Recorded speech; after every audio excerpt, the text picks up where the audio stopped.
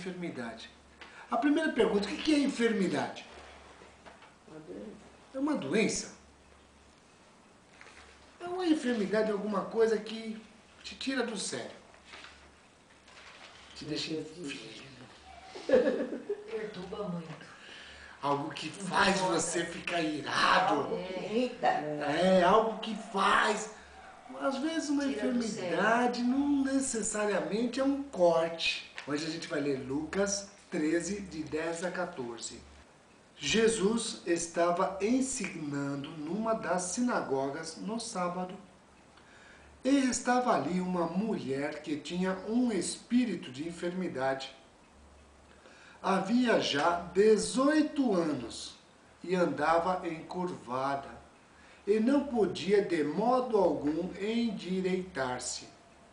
Vendo-a Jesus, chamou-a e disse-lhe: Mulher, estás livre da tua enfermidade.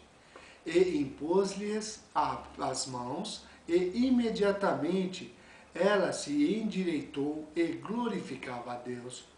Então, o chefe da sinagoga, indignado, porque Jesus curara no sábado, tomando a palavra, disse à multidão: 6 dias há em que se deve trabalhar.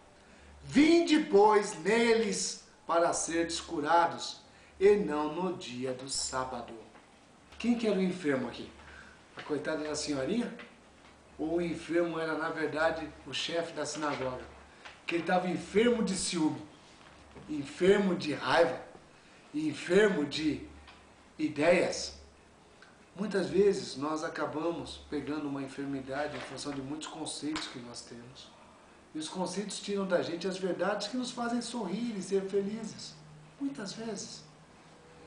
Esse homem acabou de ver alguma coisa interessantíssima.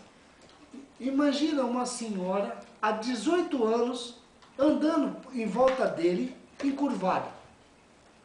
Porque esse chefe da sinagoga, ou responsável pela sinagoga, era uma pessoa comum como qualquer outra. Vamos dar um nome para ele? Ele poderia ser um zelador. Ele poderia ser até o responsável pela igreja, pelo local que ele se chama de sinagoga. Com certeza ele viu essa senhora andando pela rua. Ele viu essa senhora entrando lá, se ela entrou, não era a primeira vez que ela estava entrando ali. 18 anos ele via essa senhora. O que ele fez em 18 anos? Ele se limitou. Ela está encurvada, problema dela, e que tenho eu a ver com isso? 18 anos essa senhora procurou solução. 18 anos essa senhora tentava achar a recuperação do seu problema. 18 anos não são 18 horas, não são 18 minutos. E essa mulher, por 18 anos, andava por aquele lugar. E sabe o que todo mundo fazia? Já não enxergava mais ela. Ela simplesmente era mais uma pessoa comum no meio. Muitas vezes nós somos assim, a gente olha para as coisas e perde o foco de quem está com problema, de quem realmente está precisando ser cuidado. Mas, se porventura entrar uma pessoa proeminente, uma pessoa bem vestida, bem arrumada, com certeza nós vamos parar e até dar o lugar que a gente está para sentar. Mas se vir uma pessoa doente, capengando, a gente vai torcer e dizer, por favor, que não chegue perto de mim. A gente tem o hábito de fugir de algumas coisas. A perfeição é uma meta e é algo que poucos vão chegar lá. Então, para evitar isso, as pessoas sentam em cima dos seus próprios problemas, sentam em cima dos seus erros e esquecem. Quer um exemplo sobre isso? Um pai tinha comprado um carro maravilhoso. Aquele carro, ele amava aquele carro. Amava o carro como a coisa mais linda, porque ele tinha acabado de comprar, era zero. Tinha cheiro de zero. E ele foi dar uma volta. Levou a família. Tinha a esposa e mais uma criança de 3 anos. E eles foram, colocaram a criança no banco de trás e foram. Eles chegaram num determinado lugar, parou o carro, foi só, tipo, abastecer ou comprar alguma coisa e deixou a criancinha dentro do carro, rapidinho, ainda foi 2, 3 minutos, rápido. Quando voltou, o banco do carro estava todinho riscado.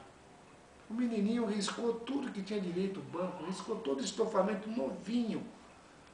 E o pai ficou extremamente irado com aquilo, porque ele tinha um amor excepcional por aquele bem material. Mas muito, valia muito para ele.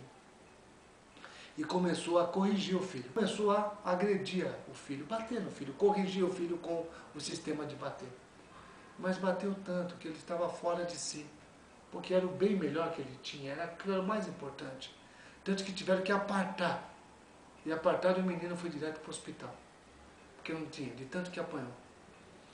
Chegando, ele foi para a casa dele, para o hospital, recebeu uma ligação em casa, e a ligação dizia assim: venha rápido para cá, o seu filho vai ter que amputar as 2 mãos.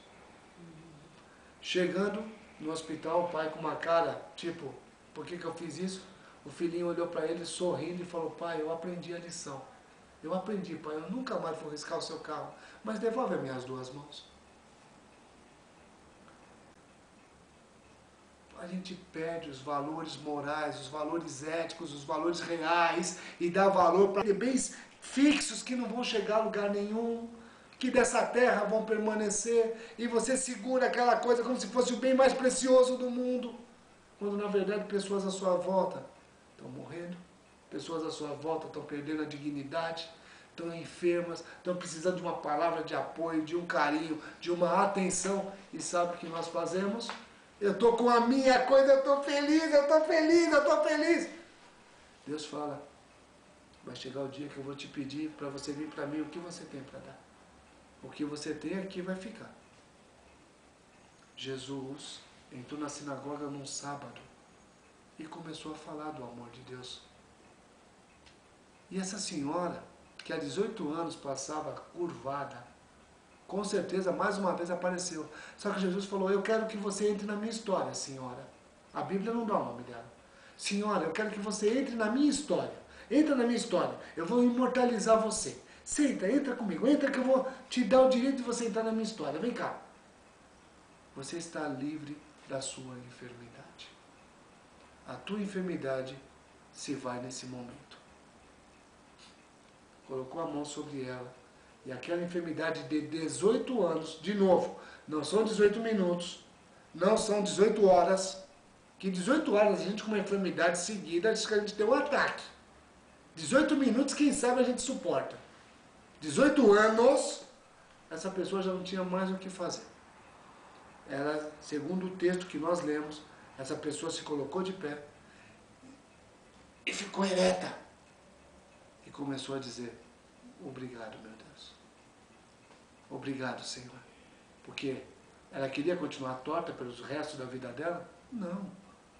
Ela não chegou para Jesus e falou: quem mandou você me endireitar, Jesus? Que papo é esse de você me endireitar? Eu queria continuar encurvadinha, porque encurvadinha é melhor. Não. Louvado seja Deus. 18 anos. Eis aqui a solução do meu problema. Eis aqui alguém que olhou para mim, me viu, me chamou e falou: vem do meu lado e eu vou tirar esse teu problema. Não fique longe. Jesus chamou para o lado dele. Chamou para o lado significa o seguinte: estavam muitas, aqui diz a palavra multidões. Multidões no mínimo é mais que 2. Mais que 2. Só de discípulos tinha 12. Só de discípulos. Então com essa senhora, 13. Com o próprio Jesus, 14. Com o chefe da sinagoga, no mínimo 15 pessoas. Só que o texto, se a gente continuar, a gente vai ver que não era só 15 não. Não era somente 15 pessoas. Jesus falou: eu quero que você entre na minha história, senhora. Vem aqui do meu lado. Ficar do meu lado, agora você toma o direito de ser liberta.